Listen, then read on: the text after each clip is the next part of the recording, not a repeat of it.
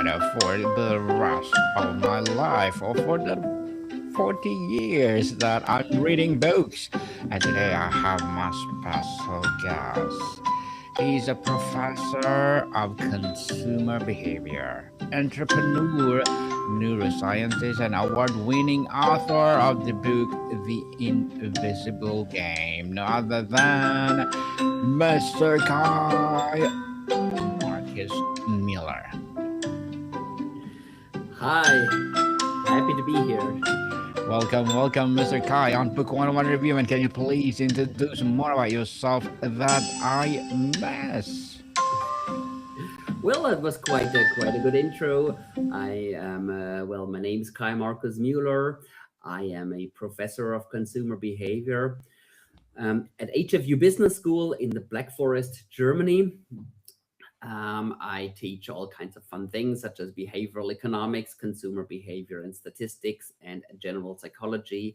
I'm also director of pricing research at the Amsterdam based neuroscience agency Neurensics, where I help develop um, brain-based measures of and psychology-based measures of willingness to pay, how much people are willing to pay. So we work on market research tools based on the neurosciences.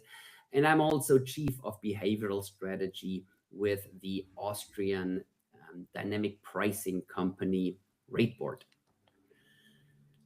Yes, and thank you so much for sharing your knowledge and wisdom to the world, Mr. Kai. Thank you. Let's define the battlefield. What exactly is the invisible game, and why is mastering its unseen dynamics more critical to today's negotiations and leadership than the visible terms on contract? Well, The Invisible Game is a book that translates all the very cool science from consumer psychology into the world of the professional negotiation and the professional sale. There is so much knowledge about why and when consumers buy, and there are lots of irrationalities. So, to give you a simple example, there are anchors. So, an anchor could be, for example, a very large number that you hear, for example, when you want to buy a product. And that number will shape your future perception of other prices. Let's say you go to a car dealership and somebody says, well, here we have this Mercedes, it costs $120,000. Sounds like very much, something you might not want to pay. But then the dealer says, look, we also have a similar Mercedes, it just costs 70,000. And then 70,000 sounds much cheaper suddenly than if you would have started with a 70,000. So the anchor, for example, in the 120, that will influence the subsequent prices. It will, for example, make them appear to be low. And that knowledge, for example, about anchoring is something we have been working on a lot in the professional sale. So also in the professional sale, you might come up with certain numbers, you might blurt out certain numbers, you might even structure your proposal in a way that certain numbers appear first. And that way you raise the probability of actually making a professional sale much more likely. It's all somewhat based on the on this illusion that we are in charge of our own decisions. However, very often the way a decision or a choice is presented to us, that is actually very important in terms of how we make a decision and what we choose in the end. Yeah. So this is generally the invisible game. The title promised both secrets and science. How do you balance the art of intuitive, almost imperceptible influence with the evidence based, replicable psychological principles, Mr. Kai. Yeah. So we structure the book in three different parts.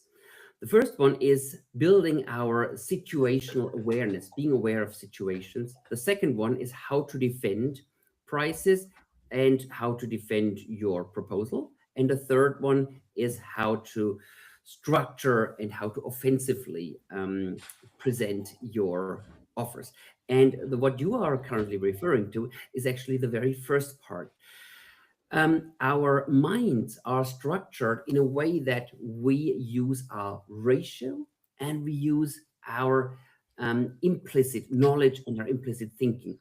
The Nobel Prize winner Daniel Kahneman has borrowed the terms system one and system two. In system one thinking, we intuitively make choices, we are susceptible, for example, to things like an anchor or to when whatever we are being presented. And in system two, we really give it some very, very hard thought. And we actually, for example, calculate, is this deal really a good deal? Or is it maybe a questionable deal? Is it a lousy deal? And situational awareness is about the fact that sometimes we are being presented with something. For example, somebody asks you for a discount, right? Or somebody presents you something. I mean, I think you also work in the restaurant and food world to some degree. For example, somebody says, "Well, this would be the menu of the day," right? And then if you recognize this, that they are trying to influence you, it is typically your system one. It's like your antennas that suddenly sense that something you are being manipulated, basically. And that is situational awareness. If you are aware of the situation and control the illusions and control the manipulations, you have made a huge step forward, right? And in the professional world, oftentimes something we do then is we say, well, let me sleep over it, right? I don't want to like have a handshake deal right now, but I need to make I need to make a reasonable decision. I need to give it some thought, and I should be thinking about this, or maybe doing some real, in other terms, system two calculations on whether I really want to accept such a deal and or I want to accept such a negotiation result. Hmm. Interesting, Mr. Kai.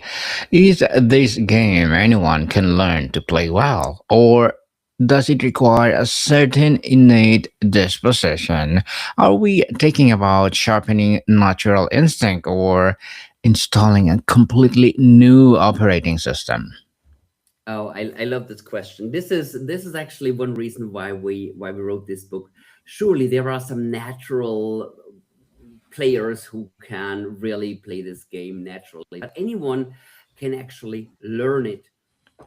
Um, there are many techniques. One way that is one thing that's very important is that, for example, our system one, our intuitive thinking and our intuitive reactions, they can be sharpened. So, for example, our natural tendency, if somebody asks you for a favor or asks you, for example, for a discount, right, is to say, oh, yes, I give you the discount so I don't lose a deal, right? For example, let's say you want to sell your old car, right?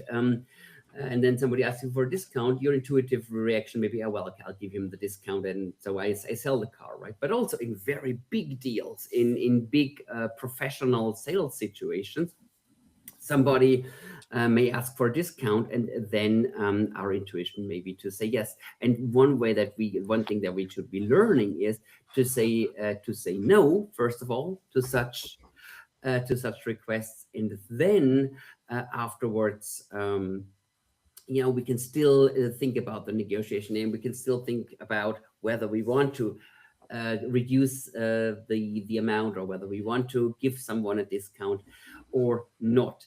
But if we give in immediately, we have no chance of going back and say, oh, no, no, I don't give you a discount anymore, right? Once you gave the discount, it's very hard to backtrack. So one thing that you should learn is to improve your intuitive and your initial response certain to certain requests and to certain within certain situations, right? Other things you can really play simply, learn very, very straightforward and not very complicated. For example, somebody is making a proposal in a negotiation, and you don't like it, or you want him to get the impression that he doesn't like it, and you just stay silent for a while, right? And you can stay very long silent. Now I was just very short silent.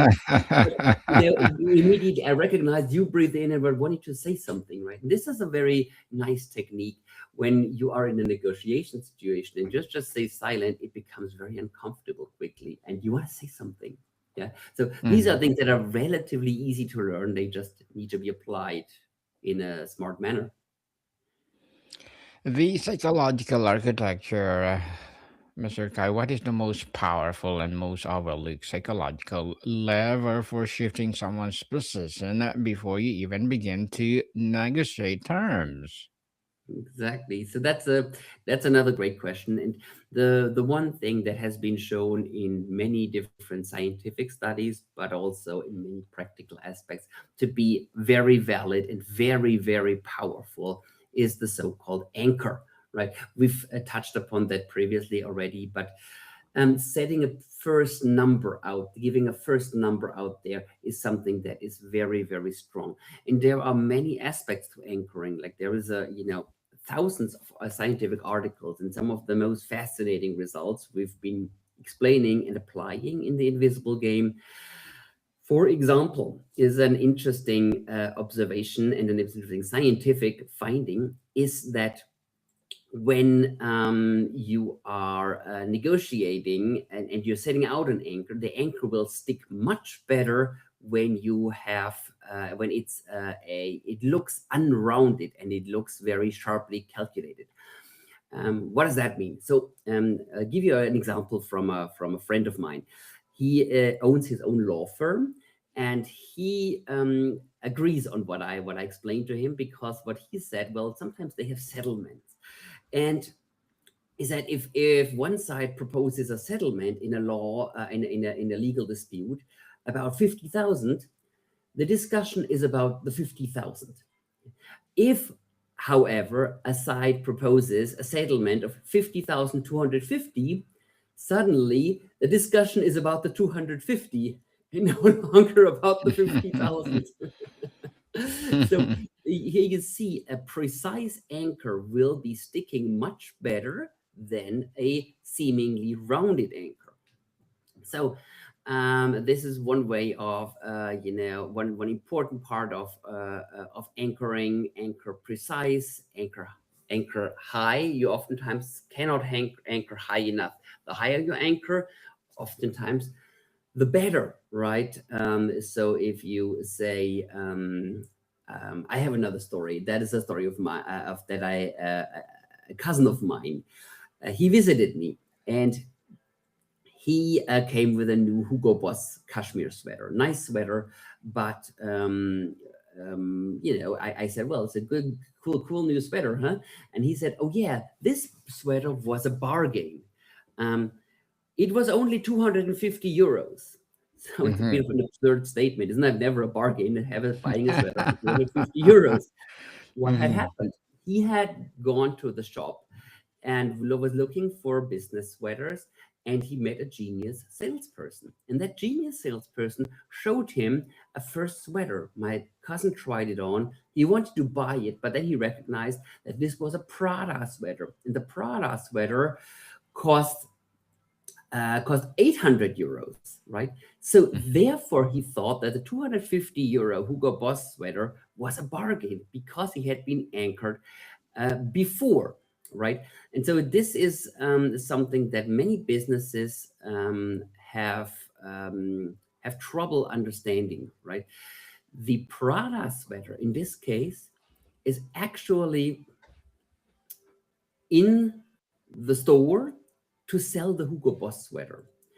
And many businesses, are they are obsessed about selling everything they have in the shelf or everything they have on their website. But it's not necessary. Sometimes there are just products that you use to sell the product you actually want to sell, right? You can show someone, do you want to have the Prada sweater for 800 euros or want to have the Hugo Boss sweater for 250? People will say, oh, well, I think the Hugo Boss is a good deal, right? I'll take it, right? So Mm-hmm. you don't need to sell that Prada sweater to make a lot of money, right? It's you actually, but actually, you don't need to sell it, but you need to have it. And I've seen many companies that then have created something like a Prada sweater, some product, or offer some product that is there to sell another product. And at some point, they start forgetting why they did that, right? So they suddenly take it off the list, or they take it off the website, or out of their shelves because well, no, nobody really bought it. But what they forget is that when they take out this one, it has an influence on the rest of their products. That is that is what I mean when I say you have to construct the correct choice architecture for your customers. And that will help guide your customers' decisions, right? And a choice architecture, this is also something we discuss in the Invisible Game. It should be not having many choices. Because too many choices really just confuse people. And there's also other scientific papers that show that that too many choices are counterproductive. Now, what you, however, can do is you can create your choices in a way that the customer is thinks that he freely decides for this or that. The customer thinks he freely decides for the Hugo Boss sweater, but it's just a matter of setting up the products in the right way, right? So what you actually always have to keep in mind that the human mind really hates making decisions, because decisions are hard and awkward. In Germany, we have the saying, the agony of the choice. I think there's a similar expression, or is it that expression in English? And this agony of the choice is actually really there. It exists. However, the human brain loves the illusion of having freely decided, right? So humans like to think that they have freely decided. So you gotta leave that illusion up to them, and leave it there and say, look, oh, you made the decision for the Hugo Boss sweater. It was your free decision. Yeah, good. That's so that is the at least the perspective of the sales side, right? Of the people who sell things, right? And as consumers or as buyers, we should of course be aware of that. So, Mr. Kai, as an author or award-winning author, professor, consumer behavior, what are your short-term and long-term goals, as well as entrepreneur? Hmm. Well, I mean, yeah, as a professor, I'm very happy at this fabulous school where I am. I don't think I will ever leave here. I have wonderful colleagues and a wonderful group of students that comes in every year. So in case anybody's interested in studying business management and psychology, a nice and very nice fusion of two interesting subjects, welcome to check out HFU Business School. As an entrepreneur, I think in the long run, I am interested in combining AI and software with all the amazing effects from consumer psychology. And I can't talk about this too much right now, but stay tuned. I'm going to go on a sabbatical this spring, and I'll be off for half a year. And I have a nice team that might want to set up something exciting in the field of digitalizing consumer psychology. Good luck to your goals, Mr. Kyan. Looking forward for more success. And what will be your piece of advice for those people out there want to be like you?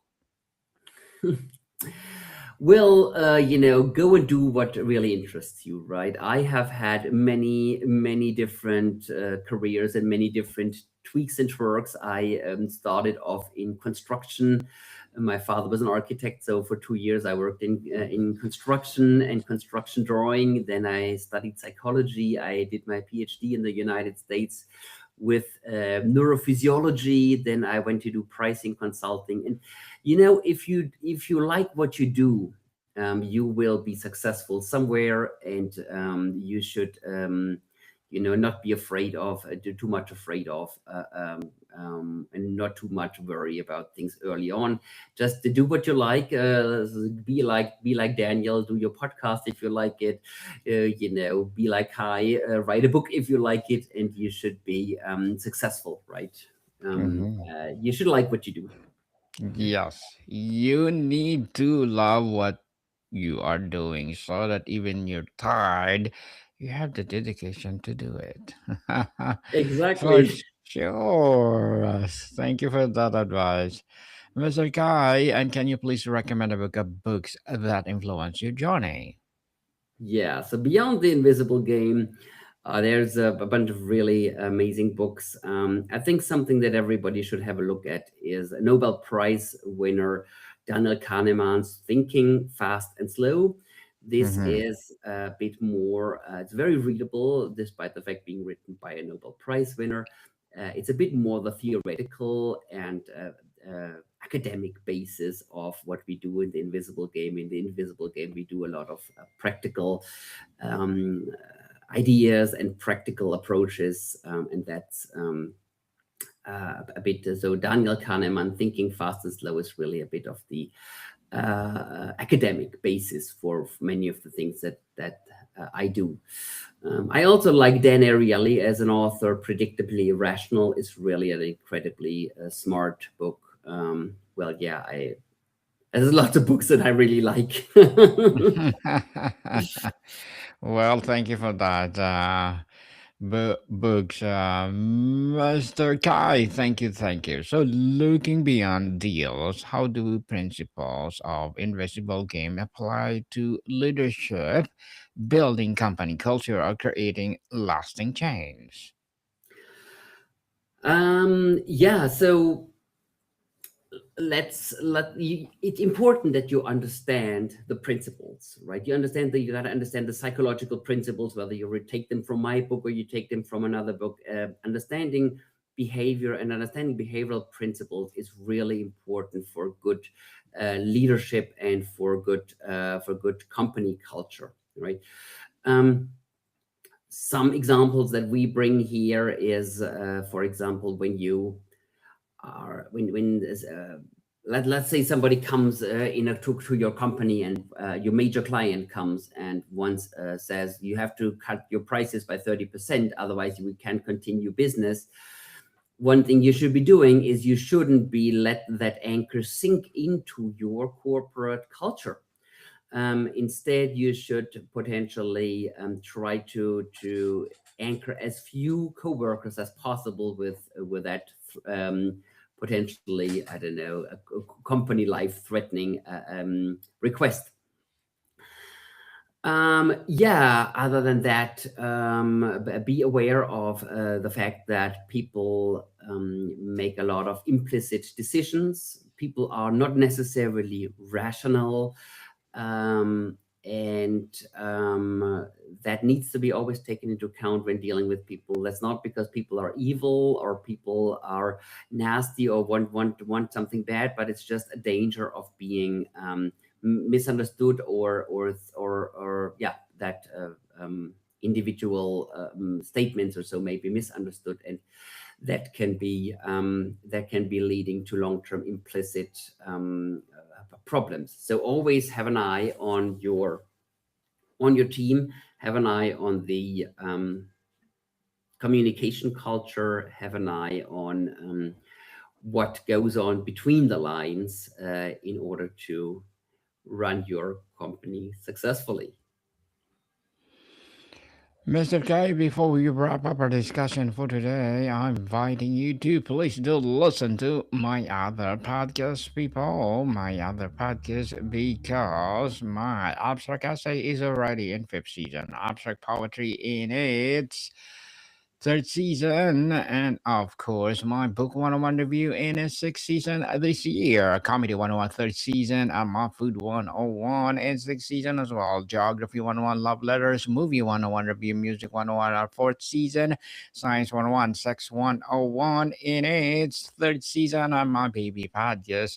Trivia 101, Law 101, Mental Health 101, Motivation 101, Entrepreneurship 101, and of course, Bible Verses 101. Please listen to them wherever you listen your podcast. So, Mr. Kai, if could leave our audience with one fundamental shift in mindset about your approach, what would it be? I've explained the anchor in depth. Keep that in mind. Keep in mind that we do not perceive the world linear. We are not computers. We perceive the world as in relation and in relativity. We perceive the world relative as it is and not objectively as it is.